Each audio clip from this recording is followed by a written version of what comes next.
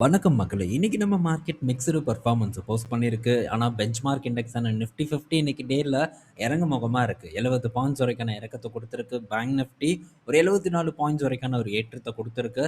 இன்னைக்கு சில இண்டெக்ஸ் பாசிட்டிவாவும், சில இண்டெக்ஸ் பார்க்கும்போது நெகட்டிவாவும் வந்து க்ளோஸ் ஆயிருக்கு.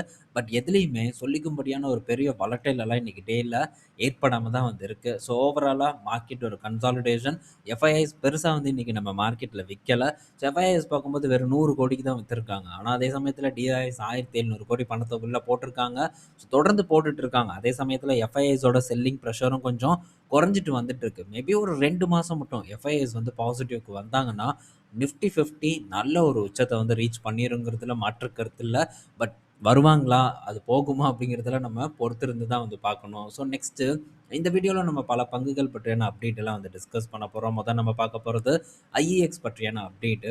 ஸோ ஐஇஎக்ஸ் பார்த்தீங்கன்னா, இன்னைக்கு லாஸ்ட் ஒரு 20, 30 நிமிஷம் நெனைக்கிறேன். வேற லெவலான ஒரு பெர்ஃபார்மன்ஸ பார்த்தீங்கன்னா, இன்னைக்கு டெலிவர் பண்ணியிருக்கு.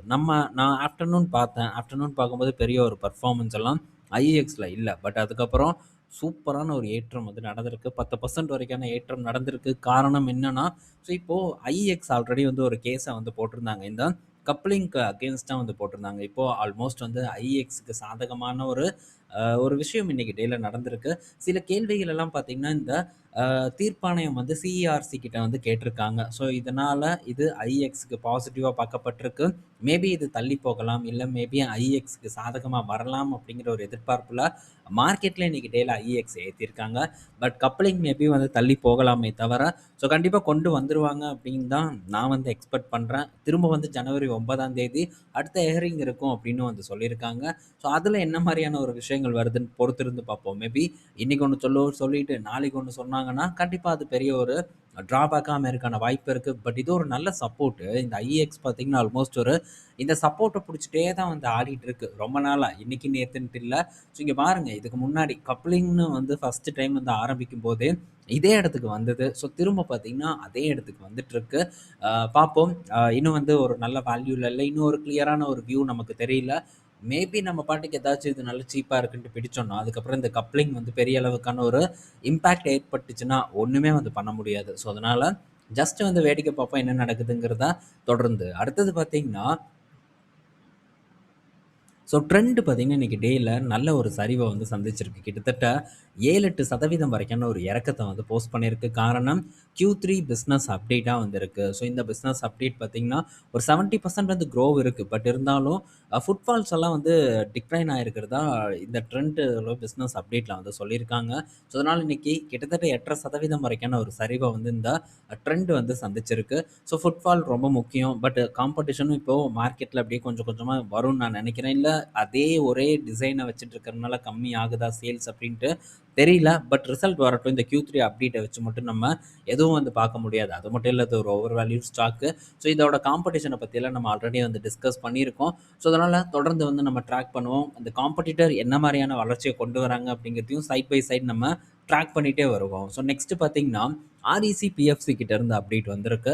ஸோ ஆர்இசி, பிஎஃப்சி இப்போ ரீசென்ட்டா நல்ல ஒரு பெர்ஃபார்மன்ஸ பார்த்தீங்கன்னா குடுத்துட்டு வந்துட்டுருக்கு. காரணம் பார்த்தீங்கன்னா, இப்போ தான் நமக்கு தெரிய வருது. பட் இது ஆல்ரெடி இருக்கக்கூடிய ஒரு நியூஸ் தான். நமக்கு தெரிஞ்ச ஒரு நியூஸ் தான்.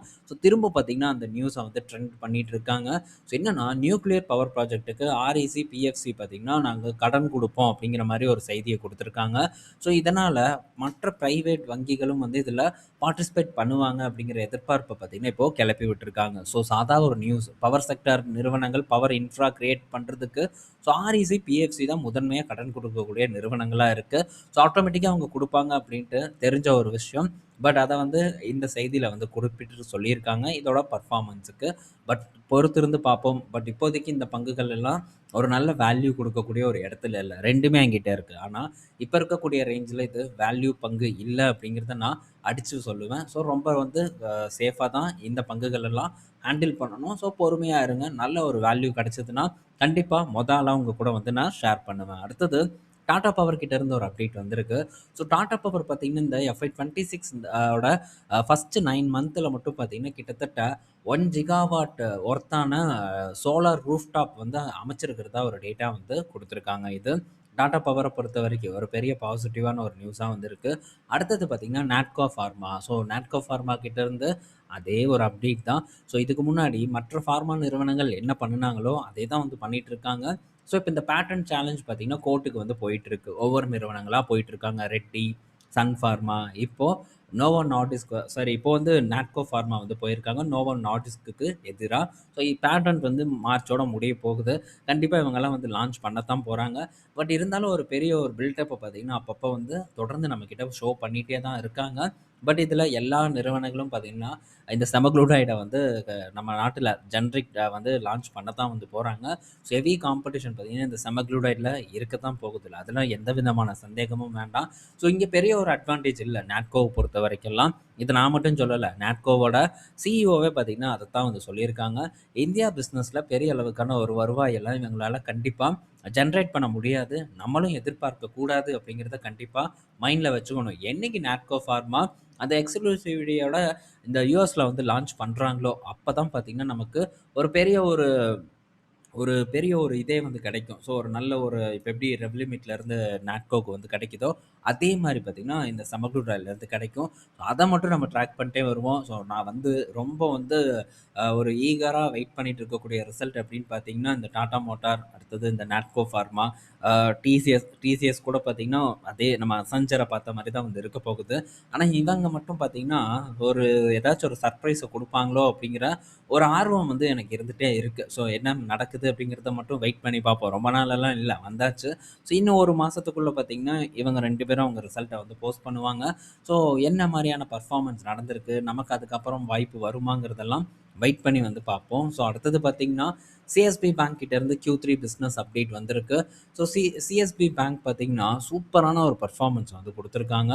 ஸோ ஓவராலா டெபாசிட் 27% க்ரோவ் ஆயிருக்கு. அட்வான்ஸஸ் பார்க்கும்போது ஒரு 29% க்ரோவ் ஆயிருக்கு. இதெல்லாம் தாண்டி கோல்டு லோன் அருமையான ஒரு வளர்ச்சிய பார்த்தீங்கன்னா, சிஎஸ்பி பேங்க்குக்கு வந்து காட்டியிருக்கு.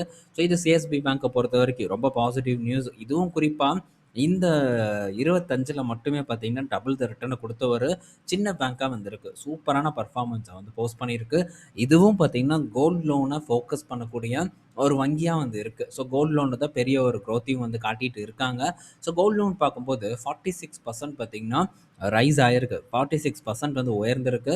ஸோ கோல்ட் லோன மெயினா ஃபோக்கஸ் பண்ணக்கூடிய ஒரு வங்கியில இந்த சிஎஸ்பியும் வந்து இருக்கு. நல்ல ஒரு ரிட்டர்னையும் பார்த்தீங்கன்னா, தொடர்ந்து வழங்கிட்டும் வந்துட்டுருக்கு இன்வெஸ்டர்ஸ்க்கு. அதே மாரி ஸோ அடுத்து நானும் வந்து கோல்ட் லோன்ல தான் கான்சன்ட்ரேட் பண்ண போறேன்ட்டு சொல்லிட்டு இருக்கக்கூடிய இந்த ஒரு ஸ்மால் ஃபினான்ஸ் பேங்க். ஸோ இந்த உட்கர் ஸ்மால் ஃபினான்ஸ் பேங்க் பார்த்தீங்கன்னா, ஸோ நாங்க கோல்ட் லோன பெரிய அளவுக்கு ஃபோக்கஸ் பண்ண போறோன்ட்டு கிளீனா இவங்க ஆல்ரெடி வந்து சொல்லிட்டாங்க. அது போக கோல்ட் லோனையும் தொடர்ந்து போர்ட்ஃபோலியோல ஆட் பண்ணிட்டு வந்துட்டு இருக்காங்க. அதே சமயத்தில இந்த குரூப் லோன் எல்லாம் பெரிய அளவுக்கு வந்து குறைச்சிட்டு வந்துட்டு இருக்காங்க.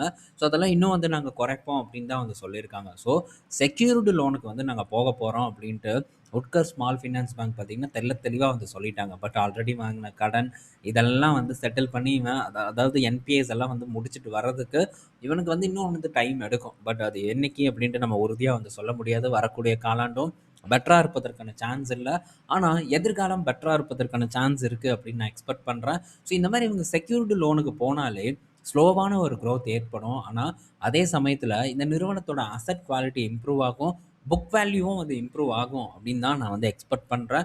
ஸ்டாக் வந்து பெர்ஃபார்ம் பண்ணாம இருந்ததுன்னா, அத தான் தொடர்ந்து ஃபோக்கஸ் பண்ணிட்டு இருக்கேன்.